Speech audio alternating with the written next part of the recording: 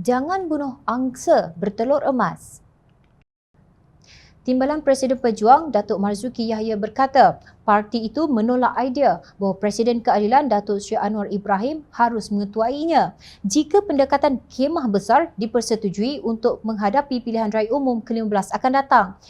Beliau berkata ia bukan satu-satunya cara untuk menyelesaikan kemelut politik semasa, terutamanya dengan Pakatan Harapan yang dilihatnya telah membuat kesilapan dalam beberapa pilihan raya negeri dan pilihan raya kecil sebelum ini. Menurut satu wawancara dengan Malaysia Kini, Marzuki berkata, walaupun Pejuang bersetuju dengan strategi itu, ia tidak boleh menerima kepimpinan Anwar. Saya melihat khemah besar bukan satu-satunya penyelesaian dalam krisis politik semasa.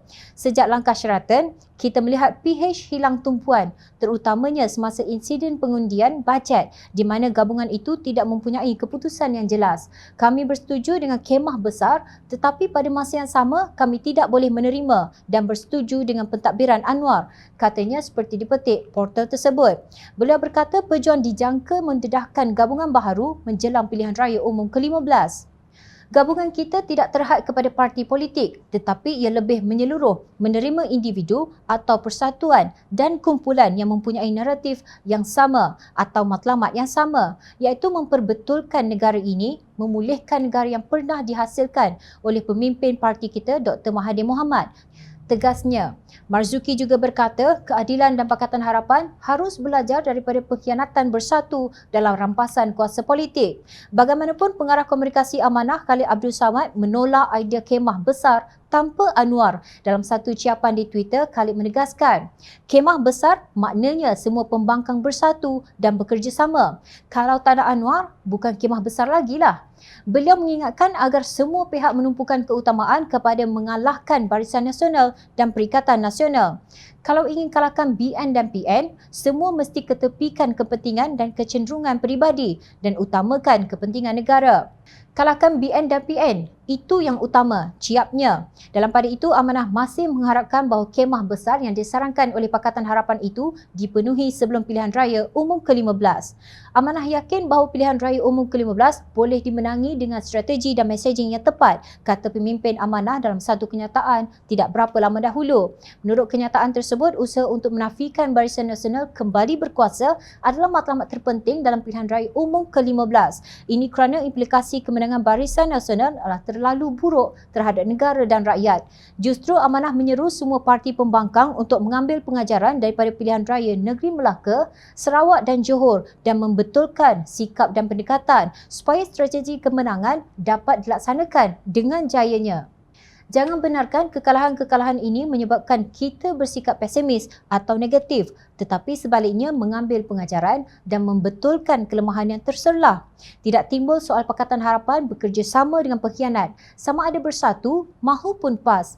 Nah, bukan Amanah tidak pernah menjelaskan mengapa kemah besar diperlukan. Sebaliknya, pada 30 Mac lalu, utusan online memetik Tun Dr. Mahathir Mohamad yang juga pengerusi Pejuang sebagai berkata, parti itu sedia bekerjasama dengan parti-parti lain termasuk Bersatu dan PAS dalam pilihan raya umum ke-15 nanti.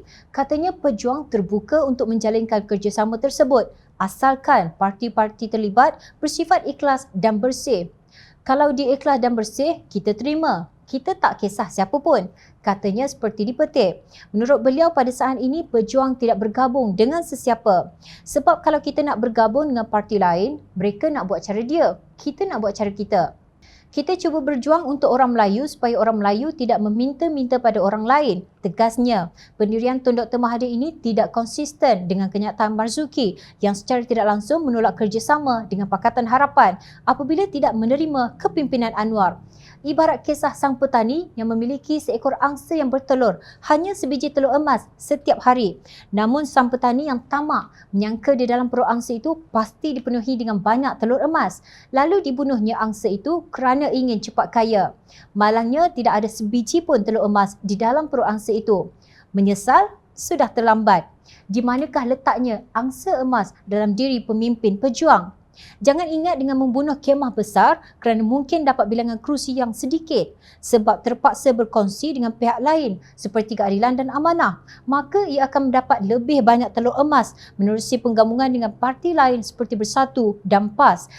Sebagaimana pejuang menuntut keikhlasan dan hati yang bersih pihak lain, maka pihak yang mengajak pejuang untuk bekerjasama juga mendambakan keikhlasan dan ketulusan hati pemimpin parti tersebut. Jika pemikiran pemimpin parti itu masih berserabut dengan tak suka pemimpin itu, tak terima pemimpin ini, baik lupakan sahaja pejuang. Rakyat negara ini mahu keluar daripada kepompong asabiah yang bercanggah dengan prinsip rahmatan lil alamin dan membawa Malaysia undur ke belakang. Ingat, rakyat sentiasa memerhati.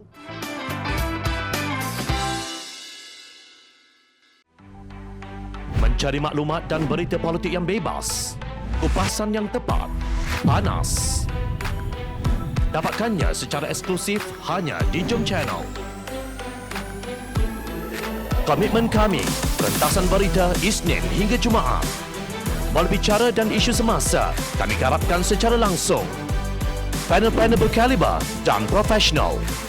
Interaktif, pandangan anda kami raikan. Jangan lupa bersama kami di setiap hujung minggu dalam edisi khas mingguan. Jom Channel, moving forward, sharing a new experience.